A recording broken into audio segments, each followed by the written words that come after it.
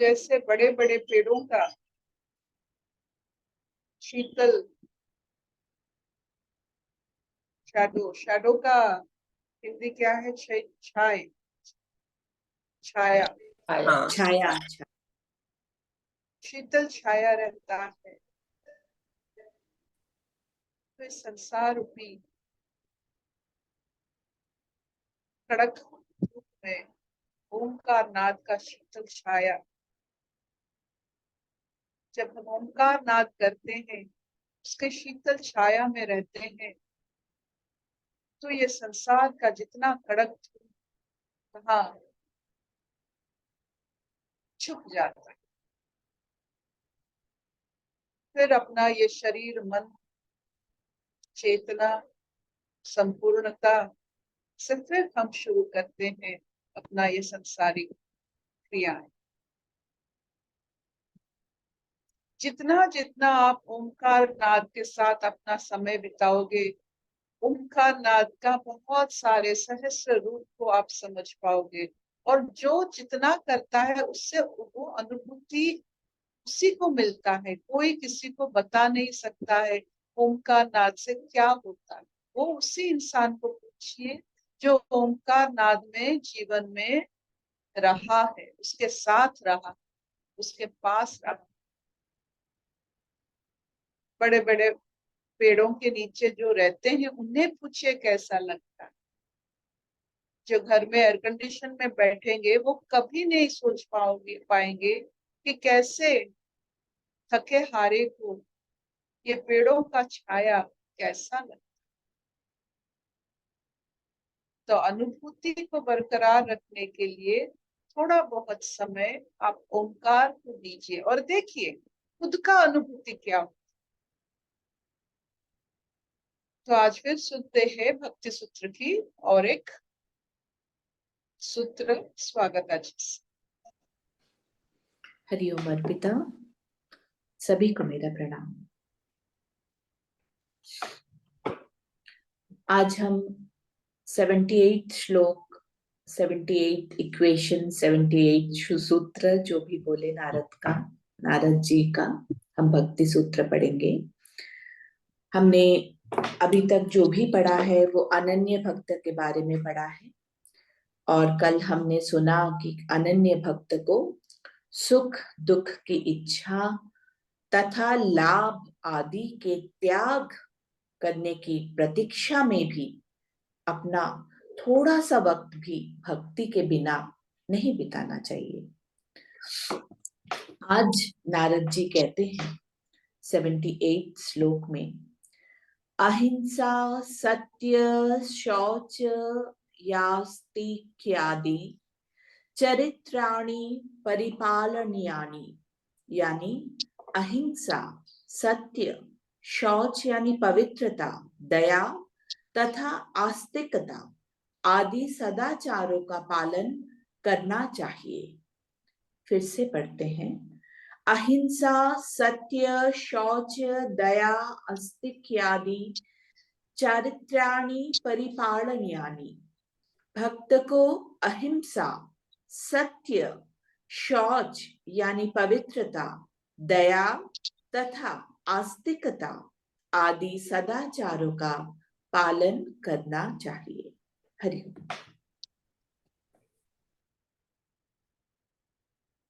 ये 5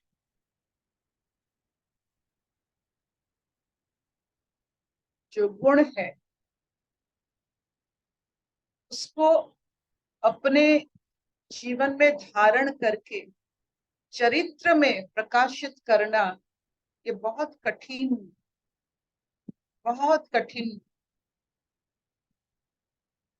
रास्ता है। अहिंसा, अहिंसा आपने देखा है बौद्ध और जैनो मुनि में, वो अहिंसा को कितना तक खींचते। जो इतना जागृत होते हैं बहिर्हिंसा से, वो अंतर अहिंसा को कैसे अपने अंदर अनुभव करते हैं ताकि उनके चरित्र में अहिंसा प्रकाशित। हम अहिंसा कहाँ तक ले सकते हैं अपने जीवन में, उसको कैसे धारण करें, किससे सीखे अहिंसा। आपके जीवन में ऐसा कौन सा व्यक्ति है, चाहे वो पुराण का हो, चाहे वो कोई भी स्टोरी का हो, या कोई भी, आपने एक ऐसा व्यक्ति आचरण में देखा है जो अहिंसा का सबसे बड़ा भक्त होता है? आपने किसी को देखा, या खुद की अहिंसा नीति को आपने कभी परखा है? मैं कहाँ तक अहिंसा के साथ रह सकता हूँ?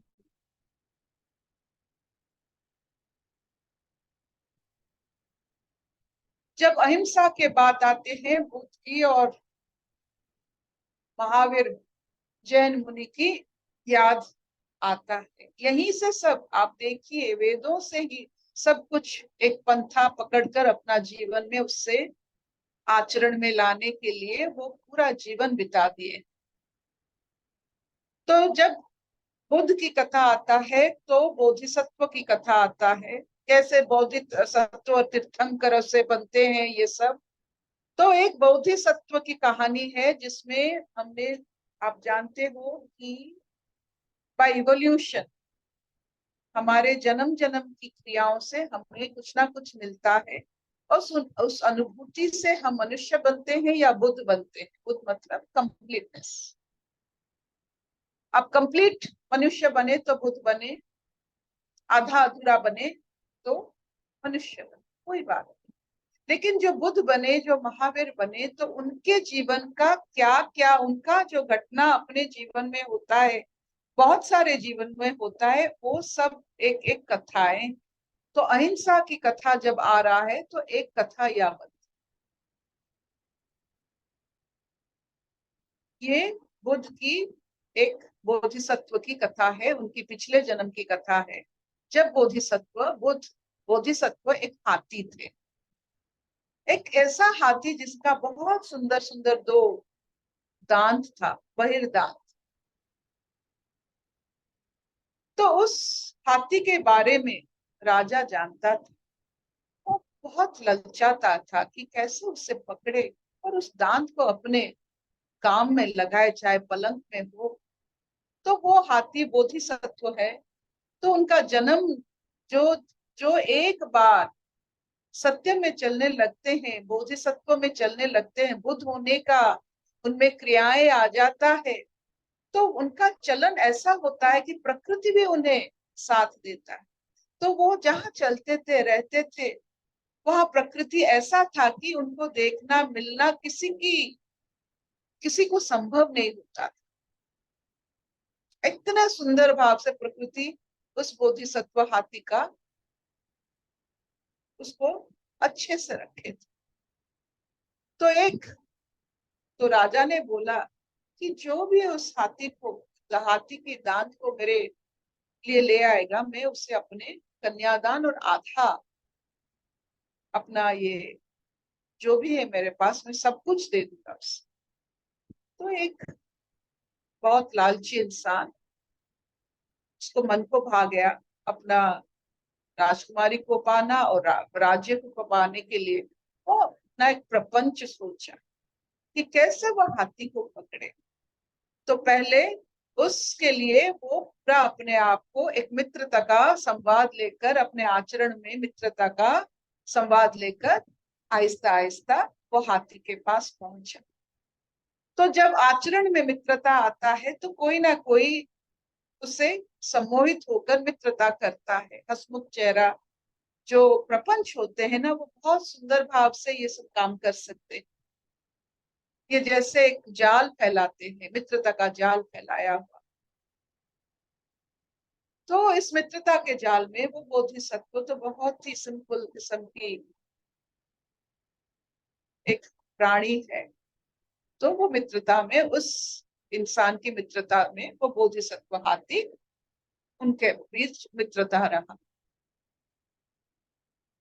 तो ऐसे मित्रता रहा कि कभी हाथी के ऊपर वो और कभी हाथी उनके साथ खेल रहा है। सब कुछ उनके साथ ऐसा हुआ कि दोनों मित्र जैसे बहुत ही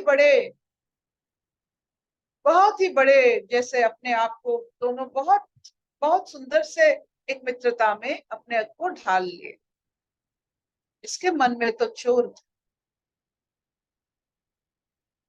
ये क्या किया, वो हाथी को बोला कि देख भैया, मैं मैं इसलिए आया।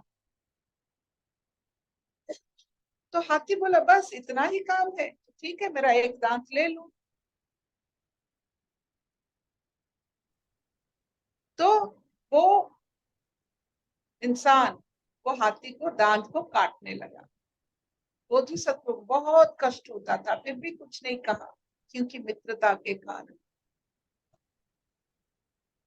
तो वे उसे लहू लुहान छोड़कर हाथी के दांत लेकर खुश होकर चला गया। पीछे नहीं मुड़ा देखने के लिए मेरे मित्र को क्या हुआ है, कितना खून बहा है, कैसा लग रहा है, कभी नहीं उससे पूछा। वो चला गया उस राजा के पास।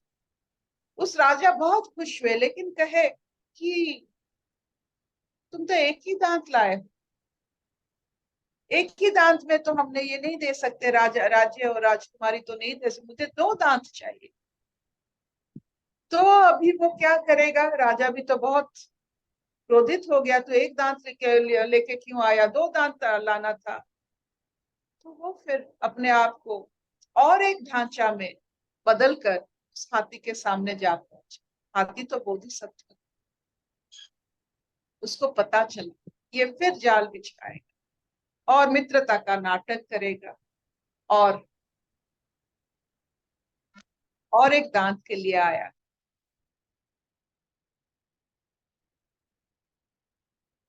आउट ऑफ कंपैशन, इतना उसको मतलब इतना उनको तुच्छ लगा इस जीवन के, इस मनुष्य के जीवन की साधारण सी राज्य और राजकुमारी के लिए मित्रता को इतने नीचे डालकर, और ऐसे भाव में लहूलुहान होकर, अब जिस जहां से आप ले रहे हो थोड़ा सा बहुत ग्रेटिट्यूड होना चाहिए, वो बिना देखे लहूलुहान छोड़कर मुझे जा रहा है, इसको हम क्या कर सकते हैं, इस अवस्था को कैसे उठा सकते हैं, नहीं उठा सकते हैं। तो बोधिसत्व आउट ऑफ कंपैशन उन्होंने फिर कहा तुम इसीलिए आए हो, लेकिन मित्र समझ लेना कि अगर ये दोनों दांत गए तो और एक दांत गया तो मैं मर जाऊंगा। फिर भी वो मित्र नहीं सुना। तो वो इतने कंपैशनेट थे, इतने कंपैशनेट थे, वो मरना श्रेष्ठ कर मान लिए, क्योंकि इतने गिरे हुए इंसान को सिर्फ यही दया उठा सकता है। तो अपने दोनों दांत को काटने के लिए कहे, और वहां आहिस्ता आहिस्ता बुद्ध तक पहुंचने के लिए इतना अहिंसा चाहिए था। तो एक जन्म में बोधिसत्व का ऐसा हुआ था कि एक इंसान की लालच को अंत करने के लिए, उसके अंदर थोड़ा सा मानविकता जन्म लेने के लिए वो खुद मर गए। तो यही हाथी और एक जन्म लेता है, और एक जन्म लेता है, और एक जन्म लेता है, अंतिम जन्म बुद्ध बनता है। तो अहिंसा कहाँ तक आपको ले सकता है, समझ में आया? ये कैसा अहिंसा है जो अपने जीवन में एक बोधिसत्व अपने हाथी की, जब वो हाथी के आकार धारण किए थे, हाथी का विवेक धारण किए थे, उस हाथी के विवेक में इतना दया, इतना कंपैशन, इतना अहिंसा। हम तो मनुष्य जन्म पाकर भी इतना दया नहीं है, इतना अहिंसा नहीं है। किसी और की विवेक को दस्तक देने के लिए खुद को मिटा देना,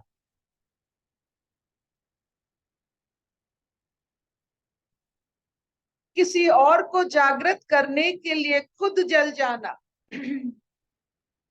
खुद अग्नि बन जाना, ये वही कर सकता है जो जिनका अगला जन्म बुद्ध होता है। तो ये रहा अहिंसा का एक। फिर अहिंसा के बाद सत्य। सत्य का पराकाष्ठा हमने बहुत सारे चरित्र में देखा है, रामचंद्र जी के चरित्र।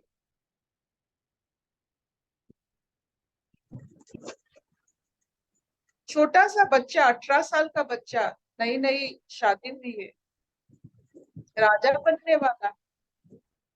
माँ ने पिता को दिया था वचन, वो खुद ने नहीं दिया था, पिता ने माता को दिया था वचन। उस वचन को रक्षा करने के लिए कोई जाता है क्या? हम लोग जाते? पिता माता को दिया हुआ वचन बच्चा उससे पालन करता है, वो भी ऐसा वचन जो ना सुना है कोई, ना देखा है कोई उससे पहले। प्राण जाए पर वचन न जाए। फिर तो युधिष्ठिर के बाद हम पीछे बाद में करेंगे, हरिश्चंद्र जी के बाद में करेंगे, बलि राजा के बाद में करेंगे। ये सब किरदार जो सत्य को रक्षा करने के लिए मिट जाते हैं। तो आप क्या उनमें से हो?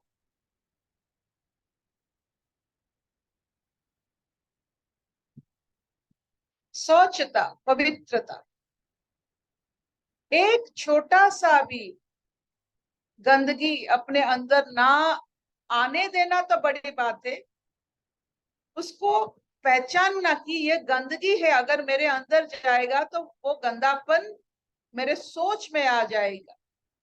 शौच सोच है।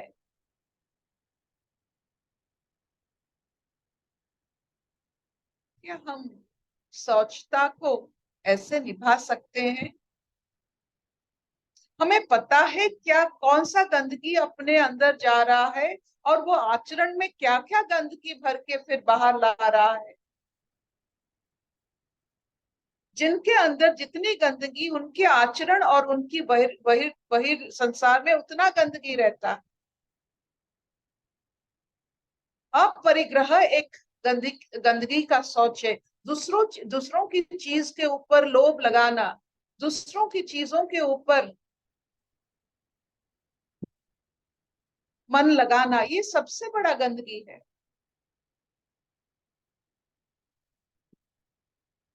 क्या हम स्वच्छ है?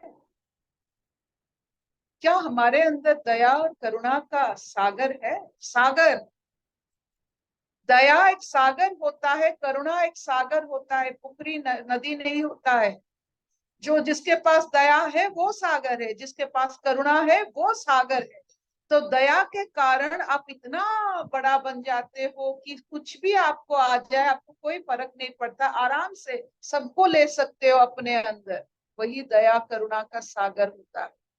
क्या आप दया और करुणा का सागर हो?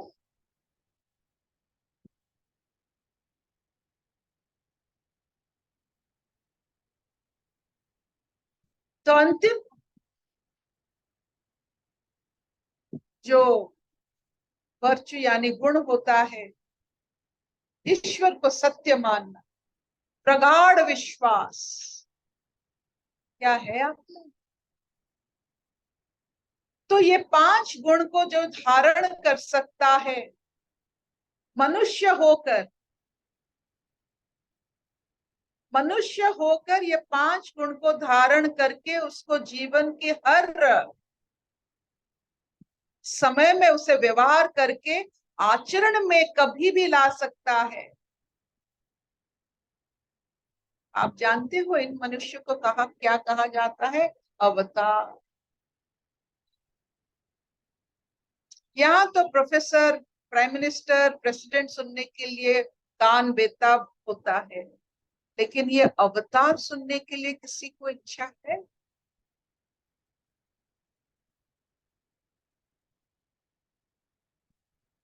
क्या जीवन में आप अवतार बनने की कोई चाहत रखते हैं? तो अगर बनना है, इन 5 गुणों को अपने जीवन में धारण करने की प्रतिज्ञा लीजिए, और जीवन भर आप देखेंगे ये हॉबी जिसका है, ये 5 गुण धारण करने का हॉबी, जीवन चला जाएगा लेकिन समय कम पड़ेगा। अभी समय बहुत लगता है कि इनकी इन गुणों को धारण ही नहीं करना है। समय बहुत कम लगेगा जब आप इन गुणों को धारण करने के लिए लग जाओगे और अवतार जैसा अनुभव करोगे।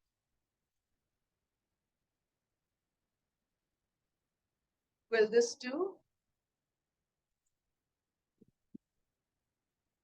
देगा? हाँ मामा, बहुत अच्छा। एक एक गुण वो बोधिसत्व का वो जो हाथी वाला कथा ना मेरे जीवन में बहुत बदलाव लाया था। जब मैं पढ़ी थी 7-8 क्लास में, तब जब पहले मेरे पिताजी जाते थे बाहर, तो शायद वो जापान गए थे, तो उनके होटल में सब बुद्ध की कथाएं, चाहे जापानीज और इंग्लिश में रहता है। तो ये वो ऑरेंज वाला किताब था, मुझे याद है। तो दाहिने साइड में सब जापानीज लिखा होता था, बाएं साइड में इंग्लिश में उसका ट्रांसलेशन था। वो एक कथा था कि क्या अहिंसा होता है, क्या कंपैशन होता है। और ये बोधिसत्व होते हैं बुद्ध के पिछले जन्म, ये जन्म का इसी जन्म, वो जन्म के कारण, उन्हीं अनुभव के कारण वो बुद्ध बनते हैं आगे जाकर।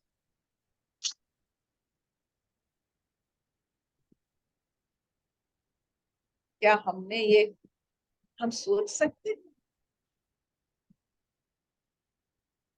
अशतो मां सद्गमय तमसो मां ज्योतिर्गमय मृत्युर्मां अमृतंगमय। सर्वे सुखिनः सन्तु सर्वे सन्तु निरामय सर्वे भद्राणि पश्यन्तु मा कश्चित् दुःखभाग् भवेत्।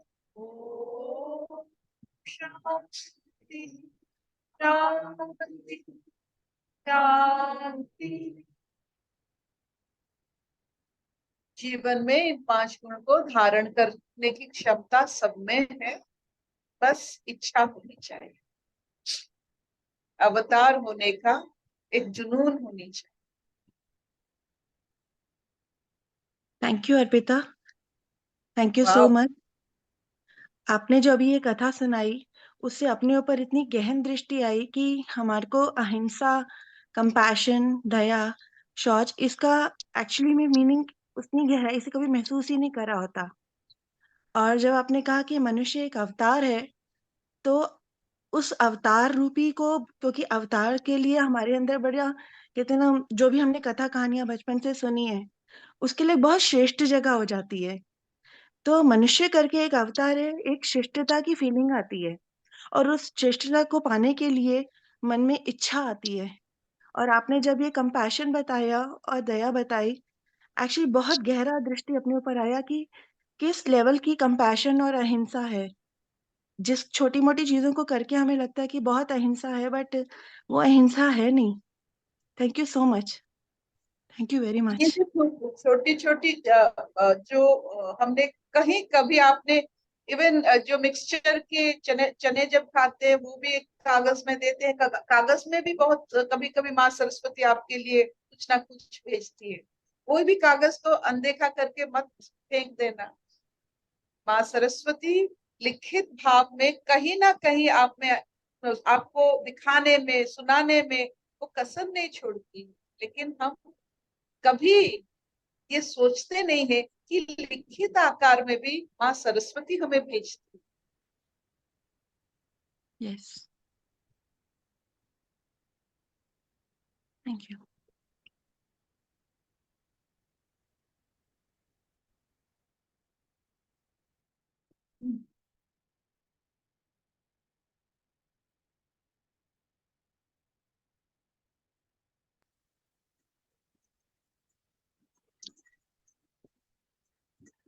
बोलो।